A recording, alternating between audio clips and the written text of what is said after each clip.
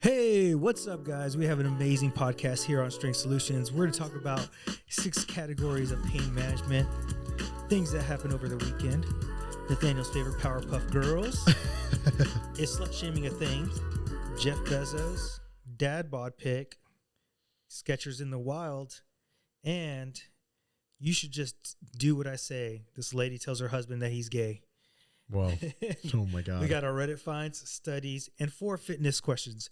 If you're liking what we're doing, we're on Apple and Spotify. Please rate and review us. Also, leave comments below on our YouTube channel and subscribe. So if you subscribe, y'all get updates automatically to our podcast. Also, if we have a website, it's ssempowered.com. We have free blogs, free guides. We just had an awesome guide release, The Cost of Getting Lean on there. So check it out. And we have programs for purchase. Then we have our email, strengthsolutionsempowered@gmail.com. Then social media on Facebook, it's Strength Solutions. On TikTok, it's strength.solutions.pod. And on Instagram, it's Strength Solutions Empowered. I'm Strength Solutions Edwin. I'm Strength Solutions Nathaniel. All right. So, dude, I'm excited about this topic because it's about what we love to talk about. Yeah. Pain. And so I don't think people realize you have different avenues of managing your pain. How do you want to go along this process? And there's different levels, and none of them are right. None of them are wrong.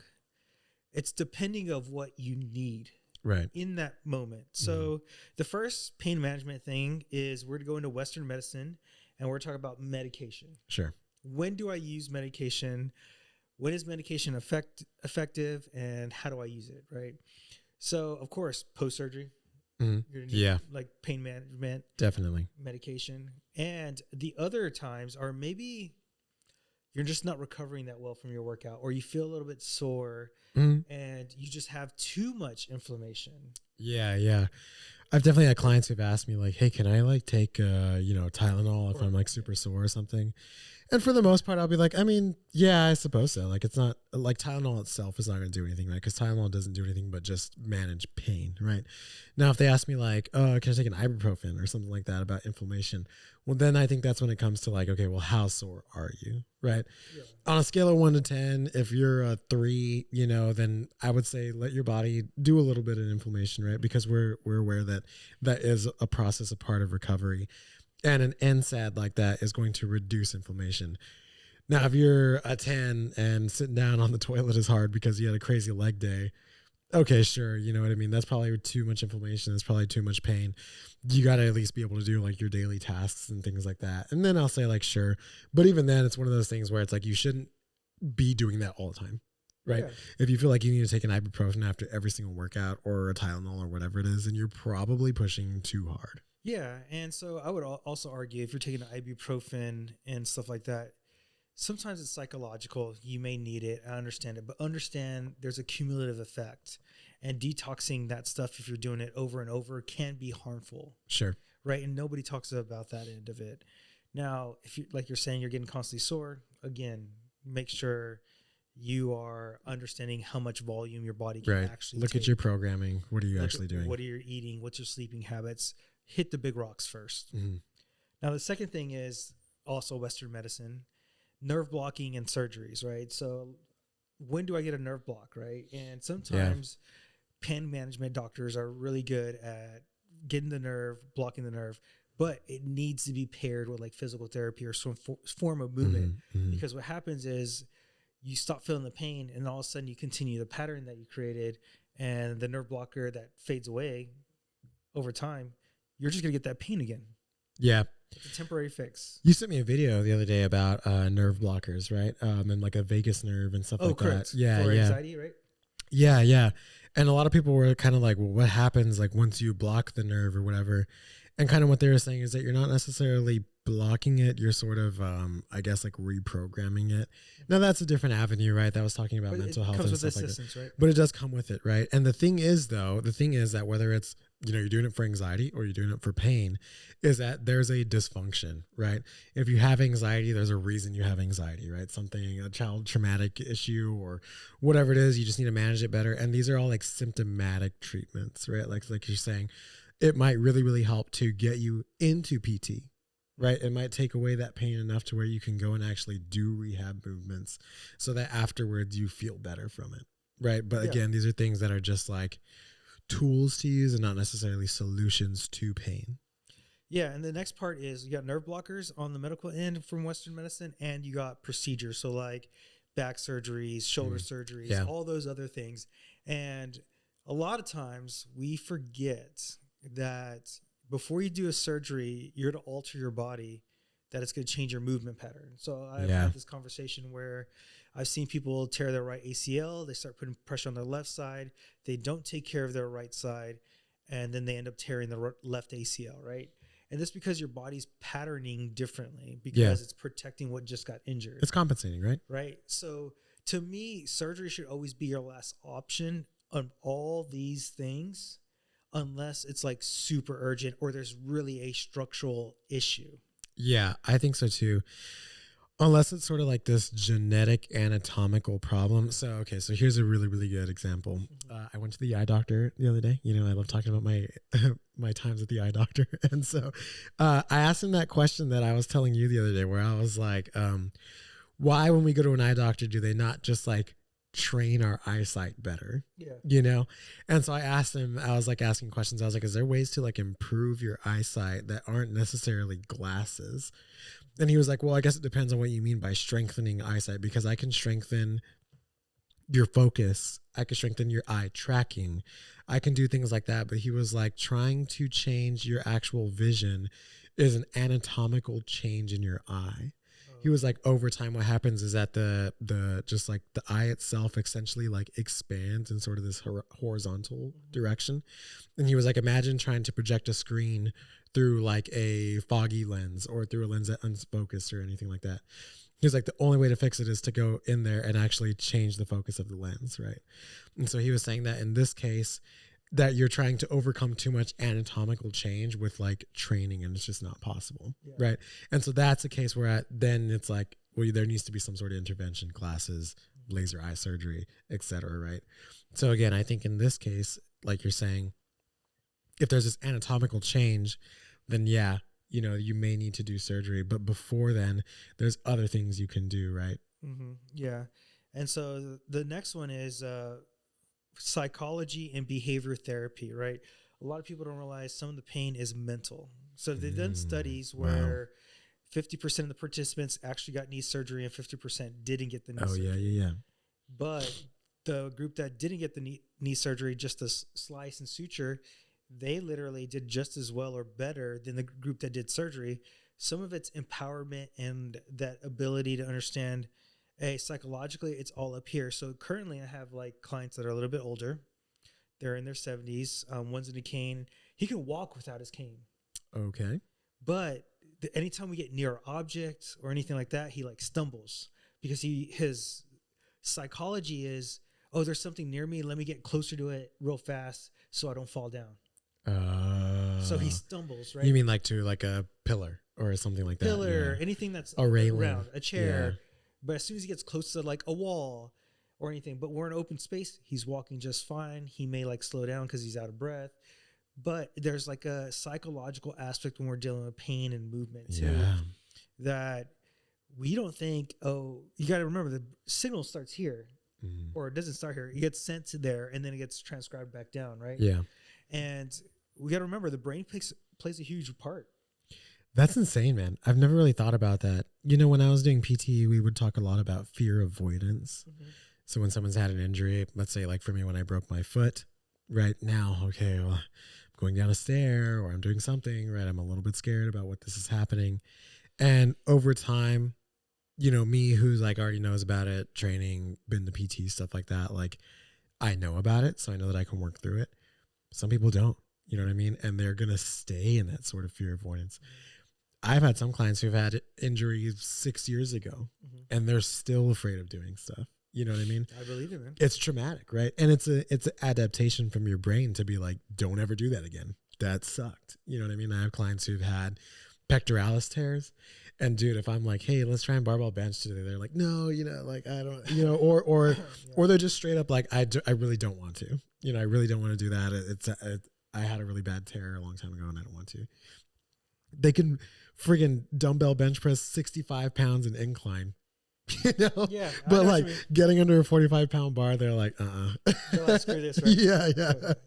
Yeah. And then the behavior aspect in it. So I do a lot of this in my training because I talk about outside at home. What are you doing as behaviors? And I believe this is actually what expedites a lot of my success with clients is that behavior aspect of, okay, how are you vacuuming? How are you sitting at the computer desk? Oh, okay. What are you doing throughout the day? Yeah. How do you load the laundry? Because these things matter. Right. Because you're doing them consistently, even though it's a small dose, or it could be a heavy dose one day, they affect your overall pain management. Because let's say I have a top loader and I'm bending over and I have back pain, instead of getting a step and making myself hinge a little bit more, can make a huge difference on whether my back heals or my disc is the issue. Yeah, definitely, man. So nobody talks about it, right? Yeah, I do talk to a lot of, I mean, like we talk about it, right? Yeah. I call it like environmental. Mm-hmm. So I'm like, what is your environment? Do you drive a lot? Right? Are you on the road all the time? Are you in front of a computer using a keyboard? You know, like all these things are super, super important, right? Do you have kids? Are they small? Are you carrying them on your hip all the time? Oh, dude, that's right. What gets them a lot. These are all questions that I think trainers need to be asking, especially therapists too, right? And it depends, right? Because it's like if someone comes in and tells me I have hip pain, right? Just I have a hip pain on my right side, you know. Mm-hmm. I think a surgeon would be like, well, let's take some x-rays. Let's look at this. Let's, you might have to have surgery, whatever it is, you know. Whereas if they come to me, my first question is, what's your job? Mm-hmm. What is your job? You know, I think that should be every profession's first question. Yeah. How do you sit? What do you do at home? Right. Yeah. Like they need to dig into your history. Yeah. Cause sometimes they'll tell me, well, I'm pretty active at work. Okay. It's this. And then they're like, well, at work, I'm usually stand like this or whatever it is. And I'm like, there it is. Right. That's probably the issue. Let's try to focus on that. Let's do stuff here to fix it. Right. And then just communicate with them over time. Is it improving? Is it getting worse? Is it getting better? Whatever it is. Yeah. So the same guy that I told you about the walking and you can walk without stuff. So I'm working with him and a physical therapist about opening up the hip flexors and everything like that. Cool. And he's a big reader. He's older. Loves the old school like newspapers and stuff like that. Doesn't have physical newspapers, but computer. Okay. And sits down at a desk. And I was like, well, why don't you go to your kitchen island, hinge for a little bit. That'll stretch like your lower back, and then extend and read up here now. Right now we're getting the hip flexors and glutes activated, and go back down every so often. And that's a way to create your behavior change to help with your pain or get you better at a movement. It's about integrating exercise and fitness into like every aspect of your life, right? Yeah. I think that's what makes it easier. That's what makes it more time manageable. And that's when you see the results. Yeah. And then this next one, a lot of friends of ours are in this physical and occupational therapy. Yeah. This is kind of where we step into, but we bring it into more full body focus. I think this profession doesn't get as much credit as they should in the realm. Doctors see them a little bit below them a lot of times. Yeah. They went to school, not just as long, a little bit less. Yeah. But they deal with movement pattern issues. Mm-hmm. And there's going to be good physical therapists or bad physical therapists, because I've had clients come into me, they rather deal with me because the physical therapist was PT good sucked or whatever. Yeah. In every profession, it's that way, guys. Yeah, yeah. But I feel like this is the first line of defense when it comes to, are you going to have surgery or not? Yeah. I feel like every orthopedic should say, try physical therapy unless it's structurally really bad. Right, yes. Try physical therapy first or occupational therapy before we move into actual surgery. Mm-hmm. So, for example, my grandmother recently had to have some surgery. And I remember during the process, I was like, have they even talked to you about going to physical therapy? Have they even said anything about going here maybe before doing, anything here and stuff like that? She was like, well, no, whatever. And I was like, go, please talk to them. Like, just ask if it's an option, right? So I think she did. And she came back and she was like, well, here's what they told me. And this was an anatomical break, right? It's like, my arm fell off. You know what I mean? I can't rehab my arm back on, right? Like and surgical intervention needs to happen. And so in that case, I was like, oh, well, that sucks. Like, you're just going to have the surgery now. Like, that's just the way it is, right? But I think that needs to be a conversation always. Like, we talked to the person who was like the kind of concierge service of and she was like empowering, right? Like, she was like, ask questions to your doctor. If you don't know what questions to ask, I'll tell you what questions to ask, right? And so I think that sometimes you definitely need to kind of sort of stand up for yourself when like surgery is the only option being talked about. It's like, can I do PT first? Is there any option before I do this? Yeah, and that's why I like Heather's concierge thing. Yeah. A lot of people don't know how to talk to a doctor, and she'll be able to help that person out. Yeah, I love it, man. Dynamic Health Freedom, right? That one's coming out soon. You guys be on the lookout. And then the next one is alternative medication and things like acupuncture. We forget these are things that actually work. We don't understand the science, right? Like reflexology, where they massage the bottom of the feet and all the way up. Our nerves are interconnected. Put it in their mouth sometimes. But yeah, like this is something we don't understand fully, like Western, but it still works. Yeah. I remember when I first started shadowing at PT offices and stuff. I was at this one PT clinic here with a super cool doctor. That guy was awesome. And I remember asking him, I think one day I was just kind of inquisitive, and I was like, what do you think about stuff like acupuncture and things like that? And he stopped and talked to me. It was awesome. I was like the only student there, so they were very cool. But he was like, you know what? Here's my take. He was like, acupuncture has been around for 3,000 years. Yeah. There's got to be something to it. Yes. Maybe I don't understand it. Maybe I don't believe in it. At this point, PTs are integrating it into their PT now. They don't call it acupuncture. It's called dry needling. Yep. Yeah. It is the same concepts, the same thing. It's a little more specified. It's a little less, I guess, hocus pocus, right? Like, they're not saying like, well, I can cure your sinuses by doing acupuncture, right? It's more like, let's use this to, it's sort of like myofascial release, that type of thing. Same concepts though. So I'm just like, well, there has to be something to it, right? And I don't think that we can discount it so often like we do. Yeah, I totally agree. Everything you're saying. And the last one, I think this is the most important part, is self-empowerment and education. And the reason I say self-empowerment is when we don't think we can get over something, it's never going to happen. So I'm going to give you a perfect example is I never thought I was going to get the 100-pound dumbbells on a bench press. Right. And I held myself back, and then I did it. Stupid. Yeah. Right. And it's just, you got to empower yourself. You got to educate yourself. And that's like the last missing piece, right? Like that has to happen. Out of all these things, you have to believe and you have to educate yourself and you got to change your patterns. Yeah. I remember being with you. I mean, I'm sure you probably PR'd past it, but I remember you did like it was a 90-pound dumbbell single arm overhead carry. Mm-hmm.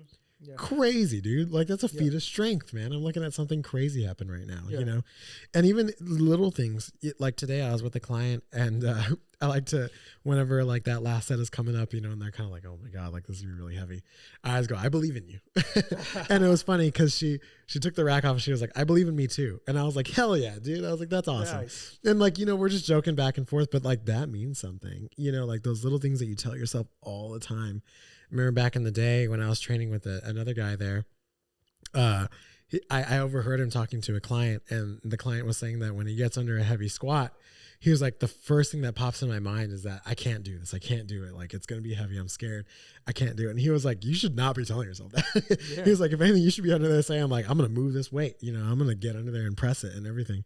And it really is like your self-talk, and we talk about that in a lot of aspects, but especially in pain management, that's a huge thing. Yeah, so these are the 6 main phases of pain management, and you got to go through them, right? I would say if you could try other alternatives before you go into Western medicine, that's probably the better. But Western medicine is there as a tool when there's something anatomically wrong, or if you're just needed because you just, like a medication like ibuprofen or something. Yeah. They're tools. Everything in here is a tool. But I would say there's orders of operation to it, and try to do it yourself, educate yourself, empower yourself, move better, sleep better, eat better. And then if there's something anatomically, then that's when you get surgery. Yeah. One of the back doctors I followed literally said like 90% of back surgery should never happen. And like, dude, This has come from a really good back surgeon. I kind of agree. When I was in PT, we worked with a surgical facility, and not everybody came from there, but some people did, some people didn't. But I remember, man, I'm deciding of like how much information to say is what I'm trying to think about. There was someone that had very, very, very extensive back surgery.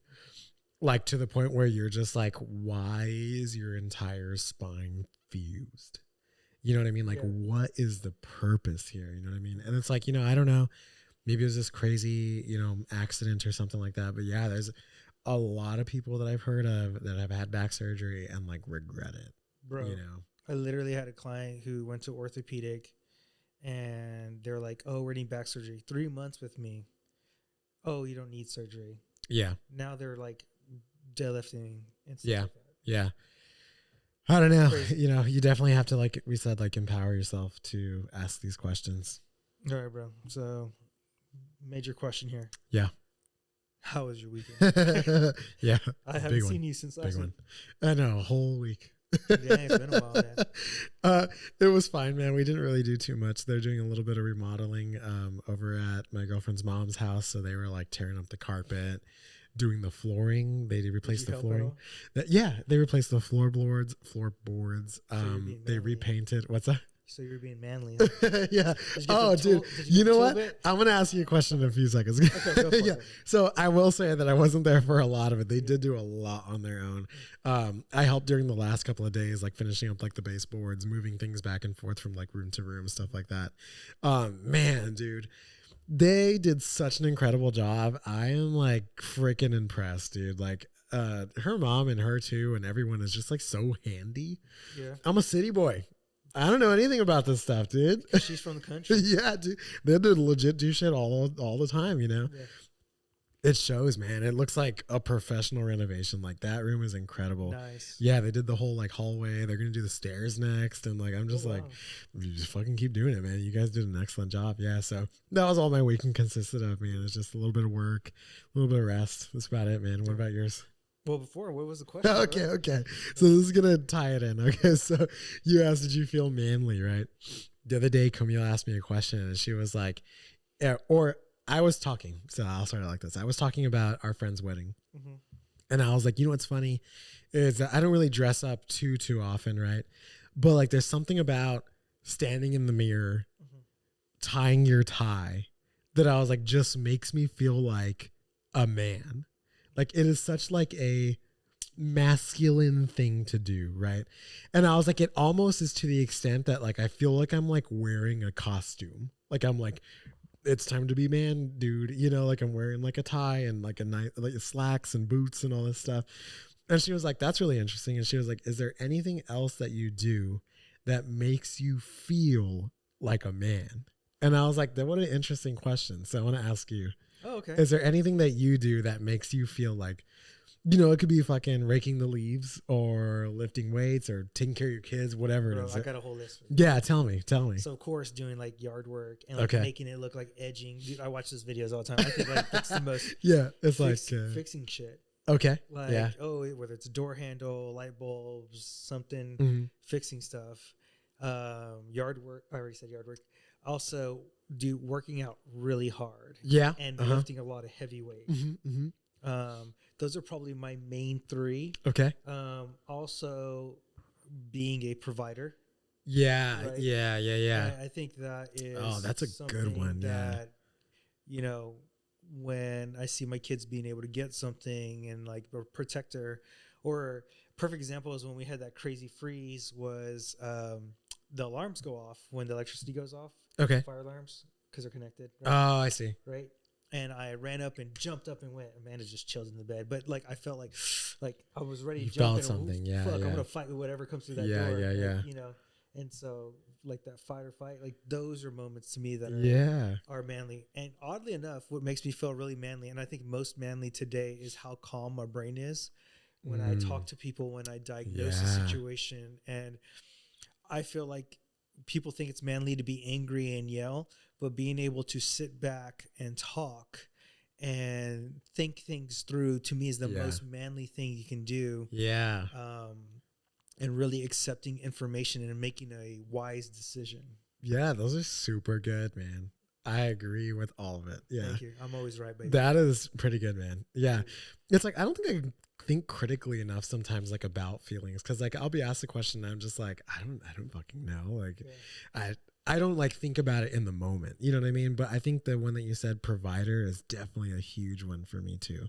Like, thinking about it now, I'm like, yeah, that's pretty good. Like, how much better do you feel today knowing where your financial success is compared to where you were before? Yeah. To give your daughter things that maybe you're like, before you wouldn't be able to give her. And I think sometimes too, it's just that you're in that role for so long that you don't really think about it making you feel any type of way. Like, it's just like how it feels. You know what I mean? Yeah. And it was like funny because there was other things too where she was like, what about like when you're working on a car or something like that? Yeah. And I was like, there's some things that I don't really think of as like, only a man could do this. You know what I mean? And I think that kind of makes me not necessarily feel like, oh, this is such a man activity to do, but I think lifting weights super hard, like when you put the bar down, you're just like, fuck yeah. Like, yeah. But yeah, that was my question. Yeah. So this weekend was chilled for me though. I'll tell you that. Dude, my oldest's birthday is actually today. Happy birthday! Yeah. So what was cool is like it made me think about being a father and stuff like that. And how old? 12. Wow. Having proud moments, and one of the proud moments was, so she's really good at art, and so she got accepted to do this art contest. Wow. And other kids were getting accepted to do the art contest, and it's within school. There's only like 6 or 7, I think, in her grade. Okay. And some of the kids didn't want to do it, and she's like, it's just a contest, and of course you're just gonna have to compete, and like it is what it is, like you win or lose. I was like, oh, that was such a proud moment. Yeah. Like, I taught her, like, go as hard as you can, do your best. Yeah, that's what matters, right? So second proud moment was her understanding it's not all about her, and like I have to have this and that. And I asked her what she wanted for her birthday, and she's like, honestly, at first I thought I wanted something, but honestly, because I don't have today I'm busy all day from like 7 a.m. all the way to 6:30. That's what it is. So Friday, tomorrow we're to be home for her birthday. She just wants a Whataburger. She wants her cupcake and us to watch a movie as a family together. Incredible. And I was like, she doesn't want this fancy stuff. She doesn't need this like brand new clothes that are expensive. Like, the value of family and closeness is enough for her to be happy. And one of the days this week, I actually got to walk with her to the bus stop, and we're talking about like happiness and why a lot of kids in her grade may not be happy, or older people that she knows. And I told her it's a wants versus needs desire, right? True. I think that is a lot of it. A lot of people think they need all these things, but they're really wants. And so their desires for their wants is so high that they need a lot of financial money. They need a lot of attention. Their needs are already met. But if you just focus on your actual real human needs being like what makes you happy, you'll be happy forever. And I was like, the problem is wanting too much. Yeah. How interesting, man. And so we had this whole conversation like to the bus stop. That's badass. Yeah, dude. Crazy. Congratulations, man. No problem. Love having fun with her. Now, this video you gave me, right? I'm going to let you explain it because you're just the Powerpuff Girl. Yeah, it was funny, man. So I think like anybody that is from, 90s or before, like has at least heard of or seen the Powerpuff Girls. Have you seen it? Yeah, I've seen it. Yeah, of course. Yeah, so it's just this television. The original name was better, I think. Yeah, super funny, dude. Yeah, so it was kind of like the origin story of the Powerpuff Girls, and it was the guy was there that created it. Something McCracken. I can't remember his first name. And he was talking about it, and he was like, when I first made it, it was called the Whoop Ass Girls, and he was like, the theme song is the girls were made from sugar, spice, and everything nice. and chemical X, right? That's what created them to be like these super powerful girls. In the original, it was sugar spice, everything nice, and a can of whoop ass. That's what it was. They were pretty much designed the same way, everything like that, but they were just hand beat downs out. You know, that's really what the show was about. Yeah. It was like always leading up to like them just like crushing them until like, they're black and blue. Yeah. And so, yeah. And it was funny because he was talking about like when he pitched it, I think he pitched it to Nickelodeon or Cartoon Network or something like that. And then it was like going through and he was like, I cannot believe that it keeps going up the chain as the whoop ass girls, you know? And he was like, finally one day they called me and they were like, hey, we're probably gonna have to change that name. And he was like, damn it. It was like, well, we almost had the whoop ass girls, man, not the powerful girls. It was just funny. It was cool. Dude, it's cool, man, to see like, that's how something starts. And it took him a long time. And I think that's what I liked about the video is most people think shit happens overnight. Yeah. And I think also it's like you think it's supposed to happen one way, right? And you have this like, no, this is the way it's gonna be, this is the way it is. But towards the end, it, you know, after the time goes, it kind of comes into the what it was supposed to be the whole time. You know, like something happens that kind of changes it and may not be what you thought it was, but it's probably better than the original product, you know? So the reason I'm bringing up this next topic is you sent me this article by the Tin Man. Yeah. And the first thing, like when I read the thing about is slut shaming, right? Yeah. And it's only seen as a woman's issue, right? Like only women get slut shamed, yeah. like that. Now, from what I was reading the article, when we're talking about long-term relationships, men also get slut shamed. Now, short-term relationships, which is just sexual activity, it didn't really affect men. Yeah. Right. And so it was an interesting article. So what they were talking about is how like often, you know, women are like, if they have a high body count, right? Quote, unquote, everybody's like, oh, they're sluts, you know, they're just out in the streets, like doing whatever. They did this test where they had people separated, right? They brought them in individually. And I think either asked them questions or showed them people or something like that. It was a meta-analysis, actually. There was a bunch of studies like this, right? Where they asked people like, you know, this person has had 20 partners. Would you marry them, right? Or would you enter into a long-term relationship? Or could you see yourself in a long-term relationship with them? And they found that whether it was men who were being asked, women who were being asked, or it was men or women being asked about, that it was like almost like split in the middle, where everybody was like, no, I wouldn't, right? Depending on how many partners they have or whatever. So truly there's the dichotomy, right? Both sexes look at it pretty much the same way. You know, I think socially, right? We won't pretend, right? Like if guys are like, oh, I've had sex with 20 girls, you know, dudes will be like, fuck yeah, bro. You know, like I think in immature circles, right? Okay. But I would say as a guy, I would say that to another guy, but if I said that to a girl, she'd be like, "Oh, that's gross." Right. Like, yeah, and that's where the like I guess like the different gender shaming comes from, right? Because in the same thing, I think if girls went around and told their girlfriends like, "Oh, I've slept with 20 guys," they're gonna be like, with the empowerment movement now of women and sex, maybe it may be different. It may be different I've now, seen right? Women act differently now. Yeah, because damn, this is gonna intertwine because a long time ago, we talked about how there was a study again where like women tended to put down other women in order to make themselves look better. Correct. Right. Yeah. So maybe in the moment they might be like, oh, you know, whatever, like, hell yeah, I get it, you know, whatever it is. But then they're going to turn their back and be like, whoa, she slept with 20 people. I've only slept with 3. That's because like, they're covert. Look at how, you know, pure I am type of thing. So it might be different. It might even be more biased towards women, I guess, if we're basing it off of that. But really in reality, whenever it comes down to it, right, everybody's going to essentially look at it the same way as like a high amount of sexual partners in the past, for whatever reason, makes you a less viable long-term partner in people's perception. And what's cool in this meta-analysis, there was actual survey in 2018 with about 2,200 people out of American and Europe. They found that the numbers were relatively close of how many partners a man and a woman want. So for women, it was 7.5 and partners for a man to have. Oh. And that's only 0.5 on average away from what women have. So women on average have about 7 partners. So they're saying that guys want women to have at least 7 partners? So the women are saying that they want the guys to have about 7 partners, 7.5 partners. Before they... Yeah. What? Yeah. Huh. And then women, that's acceptable. I should say. Oh, okay. That's So like acceptable. Not like I want them to have it. But 7.5 acceptable. max. Acceptable. Yeah. Okay. Okay. And then for men, they said 7.6, which is 1.2 fewer than their actual average. So they went a little bit lower than their average. Right. So somewhere between that 7 to 8 range is typically where most people want their partners to be around. Yeah. And the threshold for being too promiscuous for partners was about 15.2. That's too much. Yes, too much for women. While men, it was 14. So they're similar numbers and everything. It's all self-perception and what we do in life. Yeah.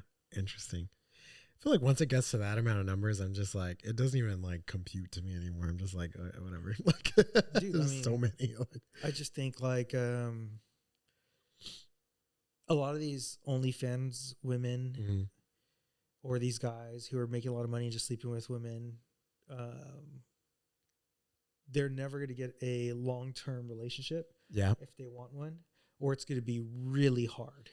And I think this is what happens to why actresses and actors kind of like divorce a lot. Yeah. Especially because you're into the same realm too. So you're like, everybody. Yeah. That's even worse. This next one, we saw this video with Jeff Bezos, bro. And he talked about how we're not wired to be truth seekers. We're wired to be social creatures. And he's talking about how the reason a lot of business fall is because we're trying to be social, we're trying to survive, and we're trying to like make sure everybody is happy and stuff like that, versus figuring out what the truth is. And I think this is a big part of why he's successful. And I feel like this is why a lot of trainers fail too, is because they're always trying to be like, no, you could do it your way, client, versus you need to give them what they need and not what they want, and be truthful. Like, you're not getting the results because you're eating out 3 times a week. And it's because our instinct is to survive and make money. And we think that's the best result long-term, when the truth is that actually the best result long-term. Yeah. Yeah. It definitely was a hard lesson for me to learn that, because it's not in my nature to be that way. Yeah. To be like more assertive or more like putting your foot down, But I think when it starts to come to me, I don't know, it almost became more of like, I guess, like based on reputation a little bit. Like, I was like, if I'm not helping people, then I'm not going to be a good trainer. They're going to go and say I'm not good or whatever it is. And I was like, you know what? Stop doing that. Like I got to like put my foot down and like start being, I think that makes a good trainer, right? Like being able to call you out on your shit. You know what I mean? Like that's part of the reason why we get hired, you know? And I also just recently was listening to a podcast. It makes me think about this nice guy syndrome that we have taught men from a generation before. The first generation, I think it was like closer to the boomers. They learned, their dads were like mean, so they learned to be nice. Yeah. And then from that generation, we have learned to be nice to women. And so the nice guy syndrome has happened, where it's hard for guys to tell the truth. And then I think that's the social context of where we're at right now, where we're allowing too many things to happen because guys are just being too nice instead of being honest. Too subservient. Yes. Yeah. Patrick Mahomes, dude, did you see the picture? No, I did not see this. What does he look like? So he has a dad bod, right? Quote unquote. He has like a little gut.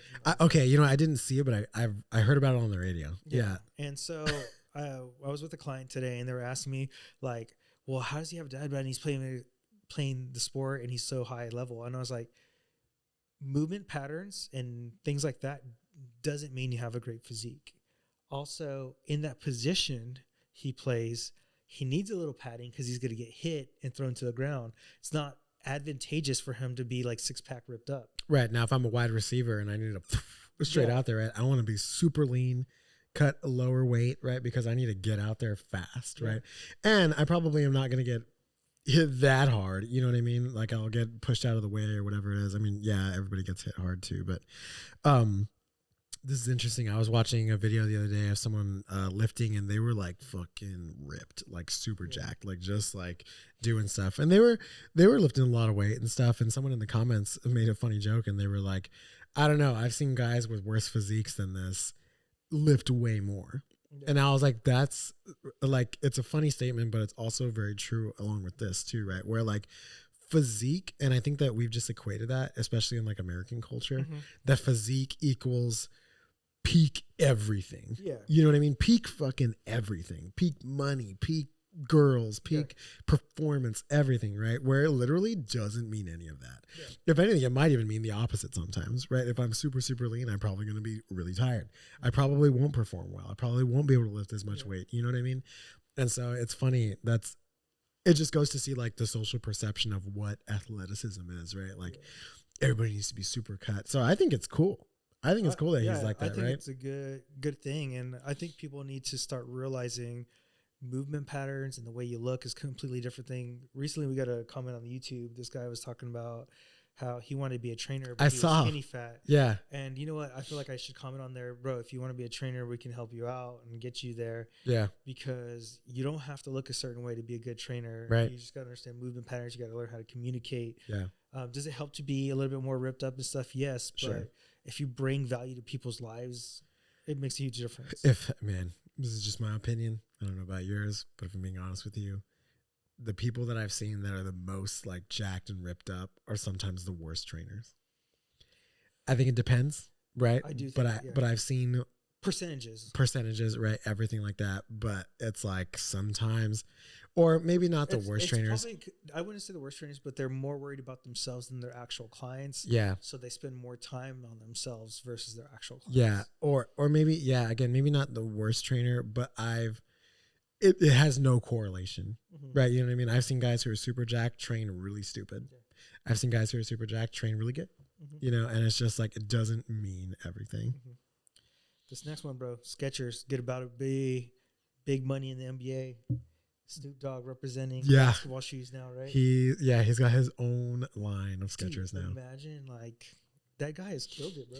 Dude, it's funny. Everybody says like he's just doing like side quests now. He's done like the main stuff. He's just doing whatever. And it's funny because he was doing an like a podcast or something like that, an interview, and they were kind of asking him like, "What the hell are you doing, man? Like Skechers, like that's what you're gonna do?" You know, like because Skechers has a reputation of being like a nerdy shoe. You know what I mean?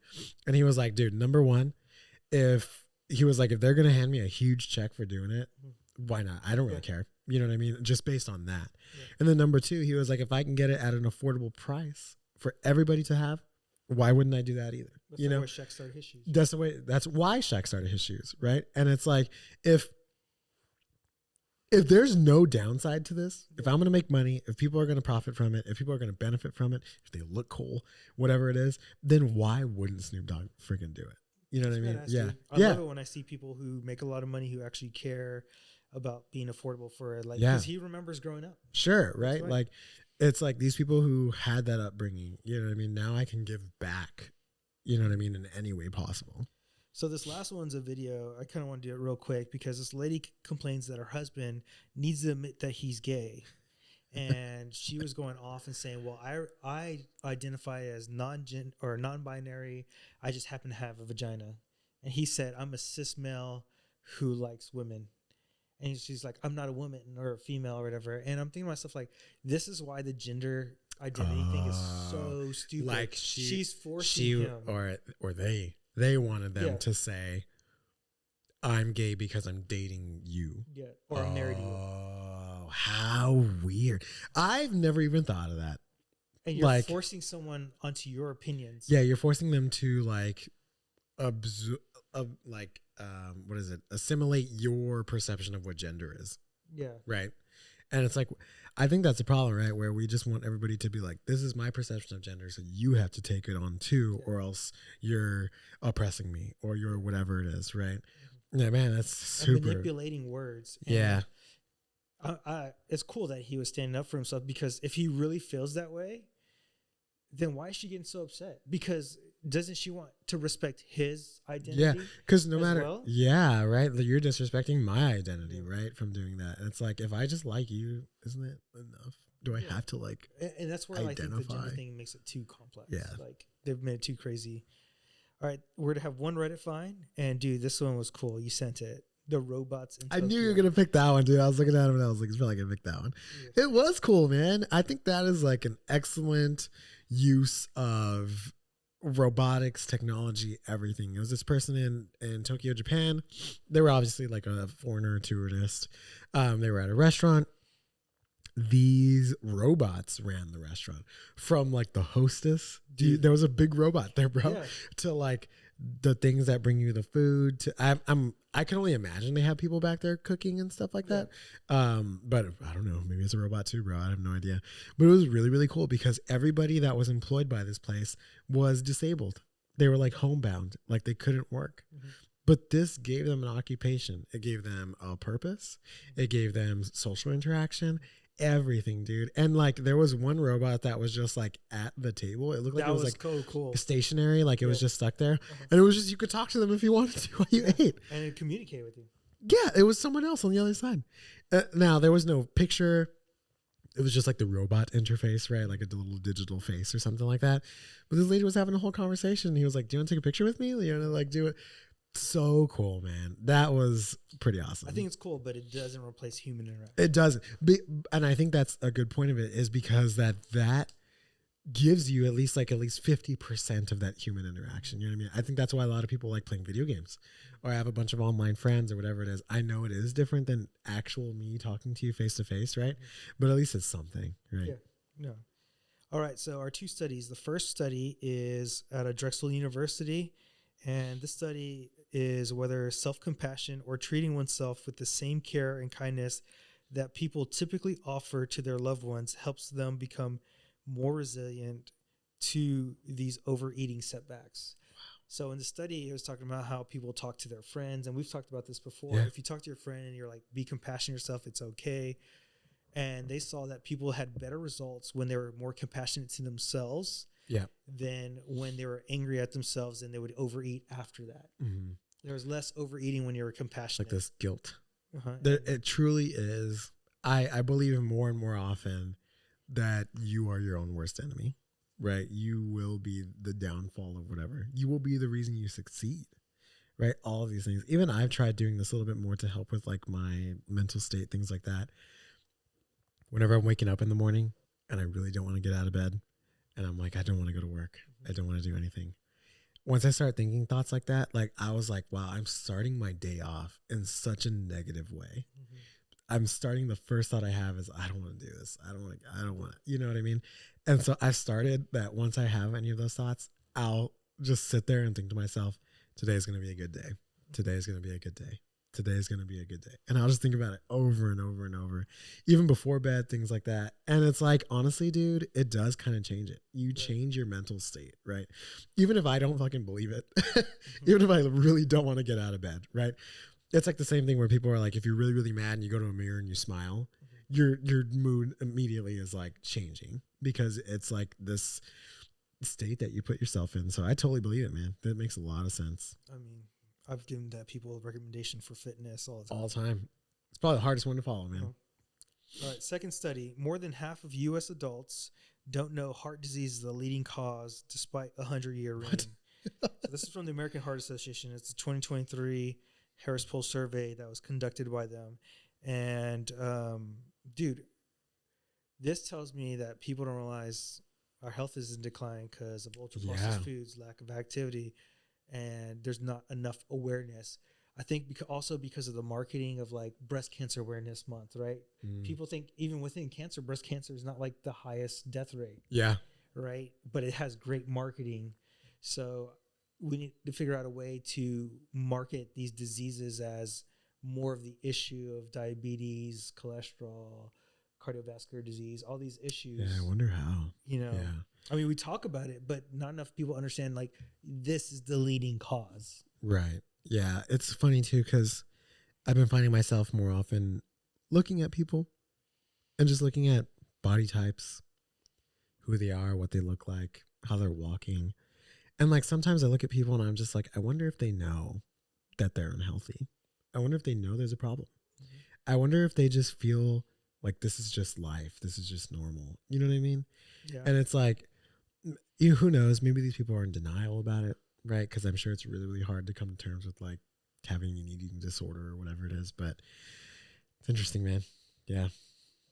All right. If before we get to the second half, if you like to find us, we're on Apple and Spotify. You can rate and review us. We're also on YouTube. Leave a comment down below. Subscribe as well. If you want to see our website, it's ssempowered.com.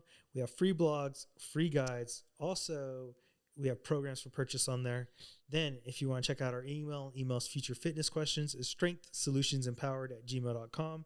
Social media, we have Facebook, Strength Solutions, TikTok, strength.solutions.pod, and Instagram, Strength Solutions Empowered. I'm Strength Solutions Edwin. I'm Strength Solutions Nathaniel. All right, let's get ready for these fitness questions. First one. That's why I cracked a little chuckle there. Oh, what is this? Yeah. What do you mean? So what are your thoughts on cycle syncing workouts? Is it a good idea or a bad idea? I'm assuming this is menstrual cycle. This is menstrual cycle, yes. So it's been popular sometimes. Dude, I've never heard of this. I've heard of this question a lot because they did the U.S. women's soccer team and they cycled their workouts with their menstrual cycle. They right? did. Now, I understand it could be a good starting point. Like maybe you feel strong during ovulation phase, so that's why you lift the heaviest and stuff like that. But there's other variables involved. Like, how do you sleep? What is your stress level like during that time of the month? There's so this is not variables. This is not about two people syncing their cycles. No, this is about working around your cycle. Yes. Okay. I was like, what are we doing here? So this guy. So if you're in your cycle, doesn't matter whether it's the period, the follicular phase, the ovulation, and all that stuff. You know, there's more things that are important. What is your sleep like? What's your stress like? Yeah. And things like that. How do you feel on that day? You know, there's some days you're going to feel great. Some days you're going to feel horrible. Doesn't matter what part of the cycle. It's about consistency and then knowing your body. That's actually more important. I think it's a good way to know your body, right? I think it's smart. Yeah, I think it's not a bad idea, right? But I think what you're getting to is that I wouldn't use it as an excuse. Mm-hmm. Right. I wouldn't say like, oh, well, I was doing this, so I couldn't work out this week or whatever. You know, like you said, obviously, if you feel like total crap that day, then don't work out. Right. If you feel like you can go lighter that day instead of going super heavy, still go light. Right. I don't think that it's a reason to not work out at all, depending. But that's so interesting, man. I've never heard of that. I think for like it's actually popular. Yeah, I think for the women's soccer team, I think that makes sense because they're like trying to perform, right? So they're trying to like maximize the moments where they are feeling awesome and maybe do more recovery or whatever when they're not, right? And so that's a very, very like. But it was also more complex because they probably looked at their HRV, like their everything, right? Everything, yeah. Their grip and stuff. Yeah, like that. Yeah. How interesting. All right. I'm going to do it around my cycle. All right. Question number 2. I'm trying to increase my endurance for swimming. What can I do in the weight room to help that? Say, hold your breath and run on a treadmill. See how long you do before passing out. So when you're looking at endurance for a particular sport, what you want to look at is actually doing the sport more. So if I'm playing basketball, I want to play basketball more. If I want to play football, I do football more. Mm-hmm. But if you want to get endurance in the weight room to kind of help, quote unquote, maybe you do supersets or upper body circuits, right? But it's not going to translate as well as you think if you're going to be able to do your sport. You got to remember you're like a video game character. You only get a certain percentage of different items. Where do you want to put your effort? Mm-hmm. Do you want your effort to be hypertrophy or athleticism, or do you want to be good at a certain sport? I would say like figure out what you want. I would say instead of thinking about the weight room as a place to increase endurance, think about it as just a place to increase strength. You know, like you could do overhead movements, work the muscles that get worked during swimming, maybe use your core more, practice your breathing when you're exercising, things like that. But yeah, if you want to get better at basketball, you play basketball.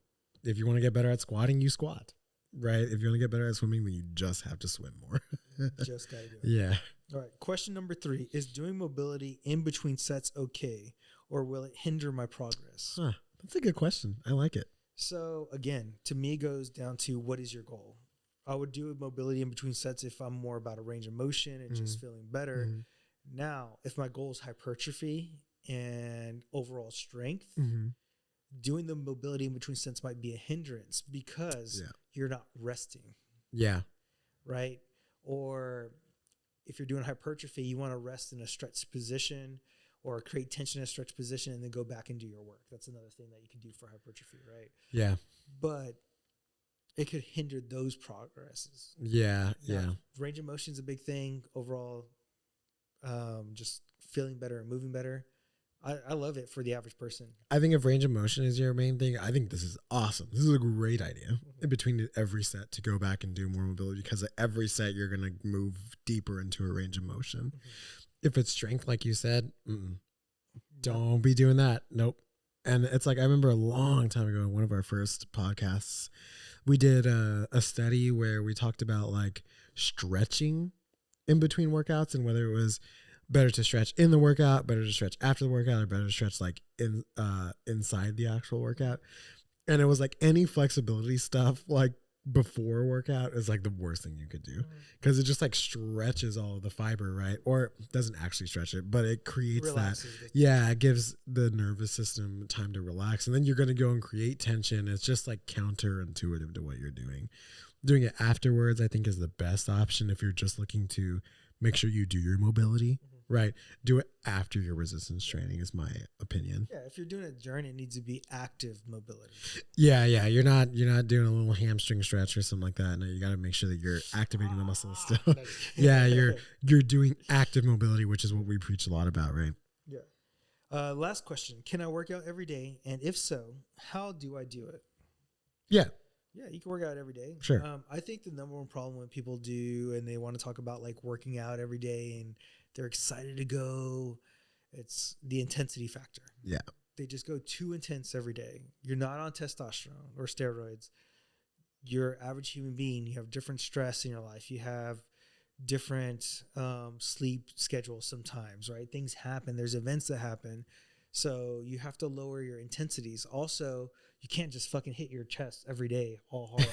Yeah, right? yeah. Maybe one day you do a hard chest day. The next day you do like a minor push-ups just to get that signal again. Mm-hmm. But you can hit the same muscle group over and over again. Perfect example of this is plumbers or construction workers who use their hands a lot. Yeah. They just do it at a low intensity. It hurts at the beginning, but it's a low intensity every day. And they build big fucking forearms. That's a frequency principle, right? Right. It's all about spreading that volume, spreading the intensity. And if you do take steroids, I've met people who take steroids. I've met people who've been on higher doses of testosterone. You can get away with more. Let's just be honest. Yeah. But the average person cannot get away with what they can get away with. Yeah. Very Anything nice, man. No, dude, you killed that. Yeah, that's not cool, bro. I don't got anything to say. So, guys, if you like what we're doing, please find us on Apple and Spotify. Rate and review us. Also, subscribe. Then, if you're looking for us on YouTube, you can leave a comment down below. Subscribe as well. Give us that good thumbs up. Then we have a website, ssempowered.com. We have free blogs, free guides. If you want to build a butt, there's a blog for you on there. Then, if you're looking for programs, you can purchase one on there as well. We got email, strengthsolutionsempowered@gmail.com. Social media, we got Facebook, Strength Solutions. TikTok, strength.solutions.pod. And on Instagram, it's Strength Solutions Empowered. I'm Strength Solutions Edwin. I'm Strength Solutions Nathaniel. Until next time, guys. What?